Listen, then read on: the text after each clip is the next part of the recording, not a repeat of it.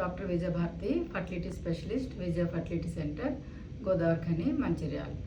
అయితే ఈ మధ్య చాలామంది పేషెంట్స్, మేడం మేము కొన్ని రోజులు న్యాచురల్గా ట్రై చేద్దాం అనుకుంటున్నాము, ఏ టైంలో కలిస్తే ప్రెగ్నెన్సీ వచ్చే ఛాన్సెస్ అనేవి ఎక్కువ ఉంటాయి అని అడుగుతున్నారు.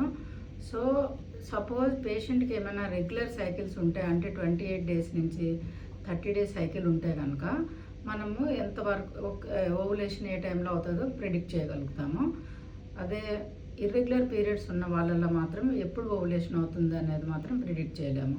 సపోజ్ 28 to 30 డేస్ ఉంటే కనుక అందులో 14 డేస్ మైనస్ చేస్తే ఆ పేషెంట్కి 14th డే అనేది ఓవులేషన్ అయ్యే డే అనమాట. సో దానికి ఒక 4 డేస్ ముందు వెనక దాన్ని ఫర్టైల్ విండో అంటారు. ఆ టైంలో కనుక, ఎందుకంటే ఎగ్ అనేది రిలీజ్ అయిన తర్వాత ఒక 12 to 24 అవర్స్ మాత్రమే ఉంటుంది. అదే స్పర్మ్స్ అయితే కనుక 48 అవర్స్ నుంచి ఒక్కొక్కసారి 7 డేస్ కూడా లైవ్ అయ్యి ఉంటాయి అన్నమాట. సో ఈ టైంలో కనుక భార్యాభర్తలు కలిసి ఉంటే ప్రెగ్నెన్సీ అనేది వచ్చే ఛాన్సెస్ అనేది ఎక్కువ ఉంటాయి. అలా కాకుండా ఇర్రెగ్యులర్ పీరియడ్స్ ఉంటే కనుక స్కాన్ ట్రాక్ చేసి ఎప్పుడు ఓవులేషన్ అవుతుంది లేదంటే LH కిట్స్ ద్వారా కనుక్కోవచ్చు. ఓకేనా? Thank you.